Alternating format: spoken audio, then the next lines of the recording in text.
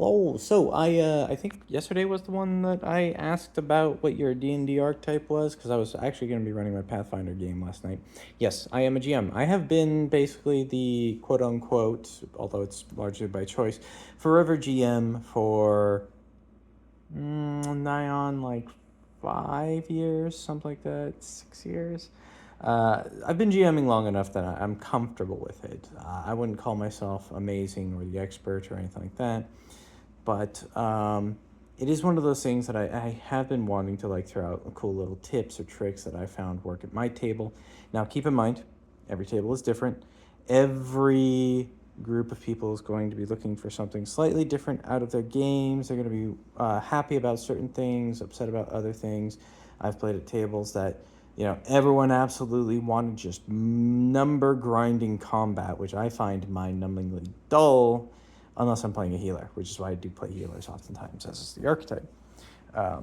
That's how Petros was actually interesting to me, was I was constantly just tracking everyone else's hits and being like, okay, I need to heal them next.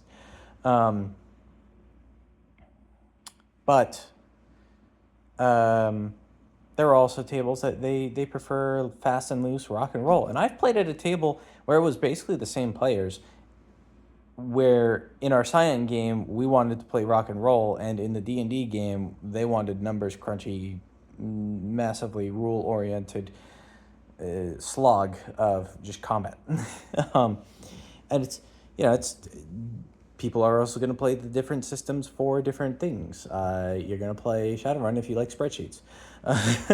No offense, Shadowrun, I love you, I love the setting. It's a complicated rule set. So all of that is to say, the preamble to what I'm actually going to be talking about in this one, which is take everything I say about GMing or being a player at a table with a grain of salt. It is going to vary from person to person, from table to table, from group to group, from game to game.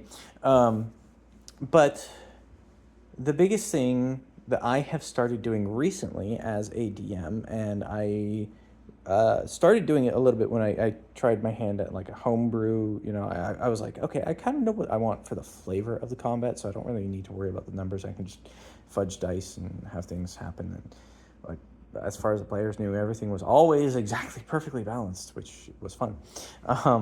But the biggest thing you can do is respect the time of the players and respect the commitment they're making to be there, because oftentimes you're playing this game. Some tables only play for a couple hours and then they're done. But my table plays for 4 or 5 hours in a day. And that is a large time commitment. You're looking at like a sixth of the day just gone to D&D. And yes, it's fun. We all love doing it. So, otherwise we wouldn't be. But respect the time that they're setting aside to do this. And if you're like, the thing I got thanked for most recently as a DM was we were in the end of a combat. I was tired, the players were tired, the combat was just a slog to begin with because no numbers were actually hitting on my part or theirs, which is crazy because it was a huge combat. And they were down to like the last one or two enemies. And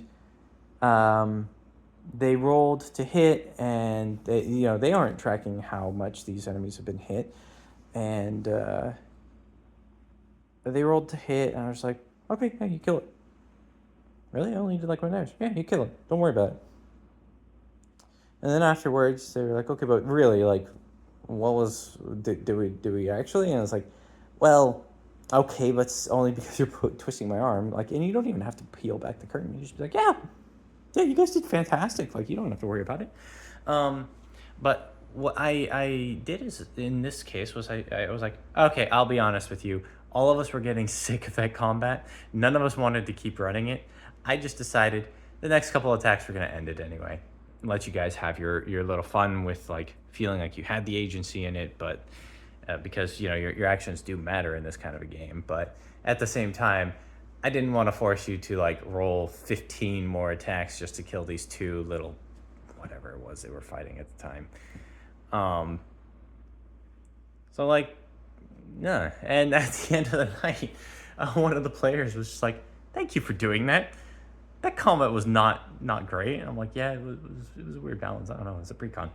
Um, so just know your table, know what they'll put up with, know what they're going to be happy with, know what they'll feel like is robbing them, but also recognize when they're starting to get frustrated with something, and you have the power to just be like, okay, this is not good. No one wants this. No one's having fun with this. Let's just call it. Let's just move on with our lives and move on to the stuff that the players will actually be able to have fun with, which is role playing with each other and exploring the world and learning the history. This group that I'm playing with really has been like, I want to know more about what this stuff is, because I'm running a Shattered Star campaign, which is one of the successors to the Rise of the Runelords campaign. The Rise of the Runelords campaign was the original pre-con that they wrote for Pathfinder. I loved it. My party loved it. It ends with a great final BBEG, Big Bad Evil Guy fight, and it is solid. And they went on to run, I think, a Crimson Throne without me, with some of their other friends for a couple of the members of the party, and then the rest, very much remember Rise of the Runelords and are happy to be running this. So the whole party is basically getting the full we like what we're seeing here. We like what you're doing with the story, because it feels like our characters had an impact on this world. That's the freebie right now. Make it so that your characters feel, or your players feel like they're having an impact. Even if it's something small and a throwaway. You're running a precon, and you don't really feel like you have much liberty. You have a lot more liberty than you think you do. Do something. Allow something to happen. Be like, no, there's nothing stated in the book to let you do this, but there's nothing that says I can't let you. So, but have fun with it. Make sure all the players actually are going to be okay with what you do. But the end goal should always be fun. It's a game. Anyway, be excellent to each other. Be excellent to yourselves. And I'll see you in the next one.